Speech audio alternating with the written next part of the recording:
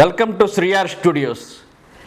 ఈరోజు మనం మాట్లాడుకోబోయే టాపిక్ మన రెండు తెలుగు రాష్ట్రాల్లో కొన్ని లక్షలాది కుటుంబాలను ప్రభావితం చేస్తున్న ఒక ముఖ్యమైన అంశం. అదే 10th ఇంటర్ చదువులు. లక్షలాది కుటుంబాలు 10th క్లాస్ ఇంటర్మీడియట్ చదువుతున్న తమ పిల్లల పరీక్షల సమయంలో దాదాపు ప్రతిరోజు శివరాత్రి లాగానే, ప్రతిరోజు ఒక అగ్ని పరీక్ష లాగానే ఎంతో ఆశతో ఆసక్తితో పిల్లల కన్నా ఎక్కువ ఆందోళన ఒత్తిడి అనుభవిస్తూ వారు పరీక్షలు రాసే క్షణాల గురించి, ఫలితాలు రిజల్ట్స్ వచ్చే రోజుల గురించి ఎంతో ఆందోళనగా ఎదురు చూస్తూ ఉంటారు. అయితే నిజానికి ఇది ఒక విద్యారంగంలో సంక్షోభకరమైన పరిస్థితి. అదేంటి, ఎందుకు ఇలా జరిగింది, కార్పొరేట్ విద్యా సంస్థలు, ప్రభుత్వ విద్యా వ్యవస్థలు ఈ విషయంలో ఏం చేస్తున్నాయి అనే విషయాల గురించి మనం మాట్లాడుకుందాం. మీరు కనుక మొదటిసారి ఈ ఛానల్ చూస్తున్నట్టయితే సబ్స్క్రైబ్ చేయండి, మీకు నచ్చినట్లయితే లైక్ చేయండి, షేర్ చేయండి. సరే, మన రెండు తెలుగు రాష్ట్రాల్లోనూ 10th క్లాస్ అనేది 9th క్లాస్ మొదలైన 6 నెలలకే మొదలైపోతుంది. అక్కడ అకాడమిక్ సబ్జెక్ట్స్ ఏమి ఉండవు, ఇంగ్లీషు, తెలుగు, హిందీ. కేవలం 10th క్లాస్ సైన్సు, సోషల్ మొదలెట్టేస్తారు. వాటితో పాటు ఐఐటి ఫౌండేషన్లు, వాటిలో సెక్షన్లు రకరకాలు, మెరిట్ స్టూడెంట్స్ని ఒక సెక్షన్గా విడదీసేసి మిగతా పిల్లలందరినీ గుంపుగా పెట్టేసి అక్కడి నుంచే రుద్దటం మొదలుపెట్టేస్తారు. ఏది, వాళ్ళకి 9th 10th కంటే కూడా ఇంటర్ సిలబస్ చెప్పేస్తూ ఉంటారు. అదొక ఫార్స్. 10th క్లాస్లో ఇవాళ 590 అనేది సర్వసాధారణం అయిపోయింది. ఒక 40 సంవత్సరాల క్రితం, 30 సంవత్సరాల క్రితం ఊరికి ఒకరో ఇద్దరో పిల్లలకి అలాంటి 500 మార్క్స్ వస్తే అదో ఘనకార్యంగా అనుకునేవారు. ఎందుకంటే ఇవాళ 10th క్లాస్ పిల్లలు రాసే పబ్లిక్ పరీక్షని వాళ్ళు దానికంటే ముందు 10-15 సార్లు తమ స్కూల్లో రాసేస్తున్నారు. దాదాపు అదే పేపర్ని వాళ్ళు మళ్ళీ రాస్తారు.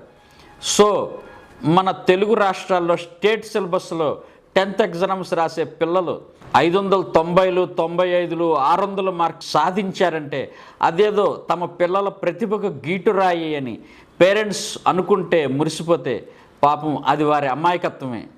ఇక ఇంటర్మీడియట్ విద్య ఒక మిథ్య. ఎందుకంటే ఇంటర్మీడియట్లో చదువులు అనేవి ఎప్పుడో సర్వనాశనం అయిపోయింది. 30-40 సంవత్సరాల క్రితం ఇంటర్ చదివిన వారు ఎవరైనా ఉంటే వారికి గుర్తుంటుంది. 2 సంవత్సరాల పాటు ఇంటర్ చదవటం కోసం, అది ఎంపీసీ అయినా బైపీసీ అయినా, ఒక్కొక్క విద్యార్థి 3 ట్యూషన్లకు వెళ్ళేవాడు. Maths tuition, physics tuition, chemistry tuition. అంత కష్టపడి చదివి క్లాసులో లెక్చరర్లు చాలా శ్రద్ధగా పాఠాలు చెప్పినా ఆ ఇంటర్మీడియట్ పరీక్ష పాస్ అవటం అంటే ఏదో పెద్ద ఘనకార్యం సాధించినట్టు ఉండేది.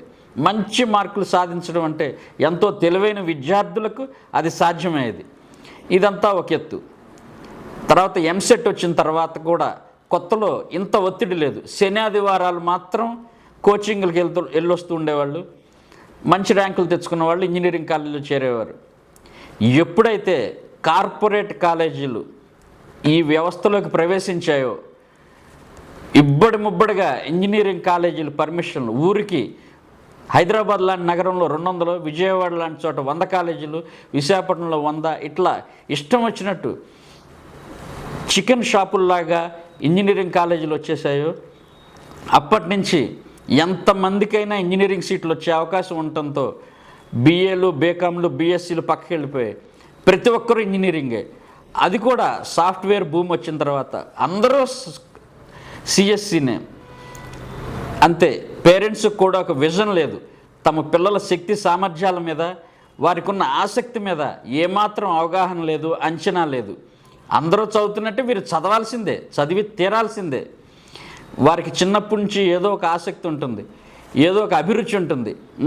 దాన్ని ప్రోత్సహించరు, కనీసం పట్టించుకోరు. పిల్లలు కూడా రాను గత 2 జనరేషన్స్ అంటే 20 సంవత్సరాలుగా 25 సంవత్సరాలు ఎలా అయిపోయారంటే ఫారం కోళ్ళులాగా తయారైపోయారు. పేరెంట్స్ ఇంత మేత పడేస్తారు, వారిని బాగా తయారు చేస్తారు, వారు ఏం చెప్తే అది చేస్తారు, వాళ్ళు ఏ కోర్సులో పడేస్తే అది చదువుతారు, ఎటు వెళ్ళమంటే అటు వెళ్తారు. చివరికి చికెన్ ఫ్రై లాగా అయిపోతారు వాళ్ళ పరిస్థితి. చాలా దయనీయమైన పరిస్థితి. మన భారతదేశం కానీ, మన ఆంధ్ర తెలంగాణ రాష్ట్రాలు కానీ భవిష్యత్తులో ఇలాంటి యువతరం ఏ విధంగా సమాజానికి ఒక పునాదిలాగా మారుతుందో, తర్వాత వాళ్ళ పిల్లలకు వాళ్ళు ఏమాత్రం దిక్సూచిగా ఉంటారో అని ఆలోచిస్తే చాలా దయనీయమైన పరిస్థితే కనిపిస్తుంది. అంతా మొక్కుబడి వ్యవహారం. అందరూ 10th క్లాస్ అయిన తర్వాత ఎంపీసీయో బైపీసీయో చేరుతున్నారు కాబట్టి మన పిల్లలు కూడా చేరి తీరాలి, మరో అవకాశం లేదు. అయితే ఇప్పుడిప్పుడే కొంత పిల్లల వైఖరిలో కాస్త ధైర్యంగా మేము ఆ కార్పొరేట్ కాలేజీలో చేరం, మేము ఆ కోర్సు చదవం అని చెప్తున్నారు. పేరెంట్స్ కూడా కొంతమంది వరకు పిల్లల మీద అతి ప్రేమ కావచ్చు, ఒక్కడే పిల్లలు ఉండటం వల్ల వారిని బలవంతంగా ఒత్తిడి చేయలేక కావచ్చు, వాళ్ళు చెప్పింది ఒప్పుకుంటున్నారు. అంతవరకే తప్ప వారికి ఏ ఆసక్తి ఉంది, వారికి ఏ విషయంలో టాలెంట్ ఉంది, ఈ విషయాలు ఏం గుర్తించే అవకాశం వారికి లేదు. అసలు పిల్లల్లో అలాంటి అభిరుచుల్ని ఏమాత్రం వీరు చిన్నప్పటి నుంచి కూడా ప్రోత్సహించట్లేదు. స్కూళ్ళు, ట్యూషన్లు, కాలేజీకి వచ్చిన తర్వాత కోచింగ్లు ఇంటర్మీడియట్ నుంచి. ఇది ఎలా అయిపోయిందంటే ఇంజనీరింగ్ చేరకపోతే ఇంజనీరింగ్లో కూడా సిఎస్సి గ్రూప్ తీసుకోకపోతే, సిఎస్సి బ్రాంచ్ తీసుకోకపోతే ఇక వాడు జీవితంలో ఓడిపోయినట్టే, సమాజానికి పనికిరానట్టే. పేరెంట్స్ ఆ విషయంలో ఎంత ప్రభావితం అయిపోయారంటే నలుగురు ఏమనుకుంటారు, మన పిల్లలు ఎందుకు పనికి రాకుండా పోయారు అనుకుంటారేమో. ఇదొక్కటే ఆలోచన, అంతేగాని వారి సామర్థ్యం ఎంత, వారి శక్తియుక్తులు ఎంత, వారికి ఉన్న ఆసక్తి ఏంటి, వారితో మాట్లాడటం కానీ, వారికి ఉన్న ఆసక్తిని ప్రోత్సహించడం కానీ. అంటే ఈ విషయంలో ఇంకోటి చెప్పుకోవాలి, ఇవాళ పిల్లల్లో ఎంతవరకు అలాంటి ఆలోచనలు ఉన్నాయి. బహుశా వదిలేసి 10th క్లాస్ అయిన నాకు ఇంటర్ అయిన తర్వాత నువ్వేం చేస్తావంటే, ఇవాళ ఉన్న పరిస్థితుల్లో ప్రభావాల్లో నేను సినిమా హీరోని అయిపోతాను, లేకపోతే నేనేదో పెద్ద ఇండస్ట్రీ పెట్టేసి అయిపోతాను, ఈ రకంగా వాళ్ళు మాటలు చెప్తారు. అంటే వాళ్ళకి ప్రాక్టికల్ నాలెడ్జ్ లేకపోవటం వల్ల కావచ్చు. అలా అని చెప్పి వాళ్ళని ప్రోత్సహించేసేయాలి, వాళ్ళు ఆడించినట్లా ఆడాలి, అడిగిందల్లా చెయ్యాలి అని చెప్పటం లేదు. ఇలాంటి విషయాల్లో చిన్నప్పటి నుంచి పెద్దవాళ్ళే వాళ్ళకి ఆదర్శంగా నిలబడాలి, తమ అనుభవాలు వాళ్ళకి చెప్పాలి, వాళ్ళని ప్రోత్సహించాలి. వాళ్ళకి సొంత ఆలోచనలు, వ్యక్తిత్వం దాదాపు 16-17 ఏళ్ళు వచ్చేటప్పటికే అలవాటు అయ్యేటట్టుగా చేయాలి. కానీ లేదు. నేను చూశాను ఒక అనుభవం. ఈ మధ్యన దాదాపు 40 సంవత్సరాల క్రితమే వేరే దేశంలో సెటిల్ అయిపోయి అక్కడ ఇంజనీర్గా పనిచేస్తున్న వ్యక్తి ఏదో ఫంక్షన్లో మరో వ్యక్తితో అడుగుతున్నాడు, మీ అబ్బాయిని ఎందుకు కోచింగ్ పెట్టలేదు, మీ అబ్బాయిని ఐఐటికి ఎందుకు పంపించలేదు అని. వాడికి ఇంట్రెస్ట్ లేదు, కార్పొరేట్ కాలేజీలో చేరనన్నాడు, తను మామూలుగా చదువుకుంటా అన్నాడు అని చెప్తే మీరు బ్రెయిన్ వాష్ చేయాలి అంటున్నాడు. అంటే మన విద్యా వ్యవస్థకి విదేశీ విద్యా వ్యవస్థకి చాలా తేడా ఉంది. ఒక అమెరికా కానీ, ఒక ఆస్ట్రేలియా కానీ, ఒక ఇంగ్లాండ్ కానీ, ఇలా దేశాల్లో ఎంతో స్వేచ్ఛగా స్వతంత్రంగా ఉంటుంది. పిల్లలు తమకు అభిరుచి ఉన్న సబ్జెక్టులు ఎంచుకోవచ్చు. మనలాగా 2 సంవత్సరాల పాటు బండకేసి బాదినట్టు రుద్ది చివరికి 3 గంటల పాటు ఒక షీట్ ఇచ్చి దాంట్లో బబ్లింగ్ చేసేయమంటే వారు అక్కడ చేసి ఒక లాటరీ లాగా, ఒక గ్యాంబ్లింగ్ లాగా 3 గంటల్లో వీళ్ళ ప్రతిభను తేల్చేసే ఇలాంటి అరాచకపు విద్యా విధానం, పరీక్షా విధానం అక్కడ ఉండదు. ఎంతో సృజనాత్మకత, నైపుణ్యం, లైఫ్ స్కిల్స్, వారు సొంతంగా స్వతంత్రంగా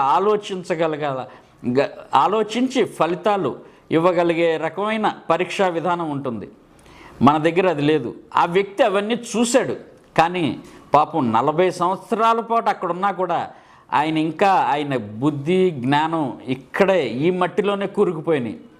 ఆయన ఉద్దేశం కూడా అంతే, ఖచ్చితంగా ఇంజనీరింగ్ చదవాలి, ఐఐటి ర్యాంక్ తెచ్చుకుని అక్కడ చేరితేనే వాడు మనిషి, ఆ కుటుంబం ఒక కుటుంబం, లేదంటే ఎందుకు పనికిరాడు.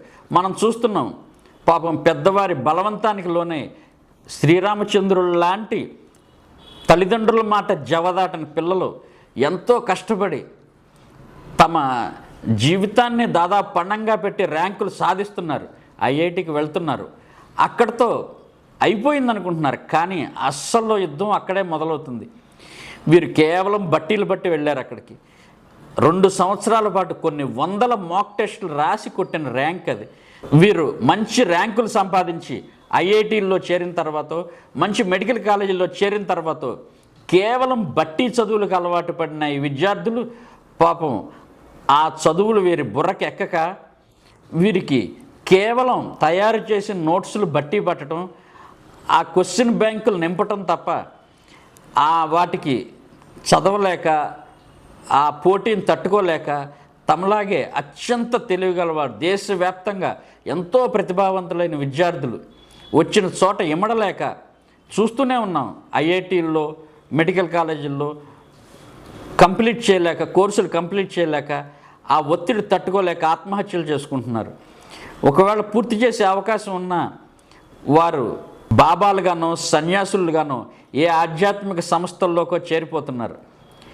సరే, ఇన్ని సంవత్సరాలుగా ఇండియాలో ఐఐటీల్లో చదివిన ఎంతమంది ఇంజనీర్లు ఎన్ని నోబెల్ ప్రైజులు సంపాదించారు, ఎంతమంది ప్రపంచం గుర్తించే సాంకేతిక నిపుణులుగా ఎదిగారు. లేదు, వేళ్ల మీద లెక్క పట్టగలిగిన వాళ్ళు కూడా లేరు. అవి కేవలం మామూలు ఇంజనీరింగ్ కాలేజీలో చదివిన డిగ్రీతో సమానమైనవే. ఇవాళ ఏ కాలేజీలో చదివామనే కాదు, వ్యక్తిగా నీకెంత నైపుణ్యం ఉంది, నీకెంత ఆసక్తి ఉంది, నీకెంత శక్తి ఉంది, ఇవే ప్రధానంగా ఒక విద్యార్థిని నడిపించేవి. మనం చూసే కార్పొరేట్ కాలేజీలు పేరెంట్స్ ఎగబడి చేరుస్తున్నావే, అక్కడ ఏం జరుగుతుందో తెలుసా? అసలు లక్షల ఫీజులు కడుతున్నారు. వేలాది మంది విద్యార్థులు ఒక్కొక్క బ్రాంచీలో ఉంటున్నారు. హైదరాబాద్ లాంటి చోట ఒక్కొక్క కాలేజీకి కొన్ని వందల బ్రాంచీలు ఉంటాయి. ప్రతి బ్రాంచ్లో వేలాది మంది విద్యార్థులు ఉంటారు.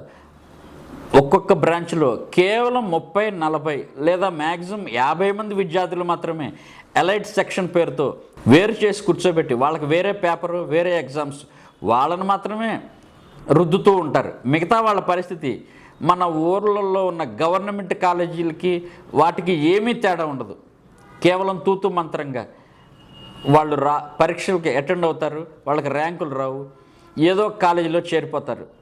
అంత మాత్రాన నలుగురిలో పొరుగుపోయినట్టుగా, జీవితంలో తాము పూర్తిగా ఓడిపోయినట్టుగా తల్లిదండ్రులు కానీ పిల్లలు కానీ భావించనక్కర్లేదు. వారికి ఆసక్తి ఉంటేనే వారు ఏది చదవాలనుకుంటున్నారో అది చదివించండి. దానికి ఉన్న అవకాశాలు ఏంటో వారికి తెలియచేయండి. ఆ పని చేయాల్సింది పేరెంట్స్. దానికి పట్టే సమయం చాలా తక్కువ సమయం. వాళ్ళు మనకి బోళ్ళంత ఇన్ఫర్మేషన్ ఆన్లైన్లో దొరుకుతుంది. ఇదివరకులాగా ఊళ్ళకి మట్టి తిరిగి తెలిసిన వాళ్ళందరినీ కడుక్కుని ఎవడో ఇచ్చిన ఉచిత సలహాలన్నీ పాటించాల్సిన అవసరం లేదు. మీ అనుభవాన్ని, మీకు అందుబాటులో ఉన్న సమాచారాన్ని వీటిలన్నింటిలో చూసుకోండి. మీ పిల్లల ఆసక్తిని కూడా గమనించండి, కలిసి చర్చించండి. వారికి ఏది ఆసక్తి ఉందో ఆ ఆసక్తి ఉన్న మంచి కోర్సులు ఎక్కడ ఉన్నాయో ఆ ఇన్స్టిట్యూట్లో చేరటానికి ఎలాంటి ప్రయత్నాలు చేయాలో, ఏ విధంగా ఆ కోర్సు చదవటం వల్ల వారి ఫ్యూచర్, వారి కెరీర్ ఎలా ఉంటాయో ఇవన్నీ ఒక అంచనాకు వచ్చి పిల్లల్ని ప్రోత్సహించండి.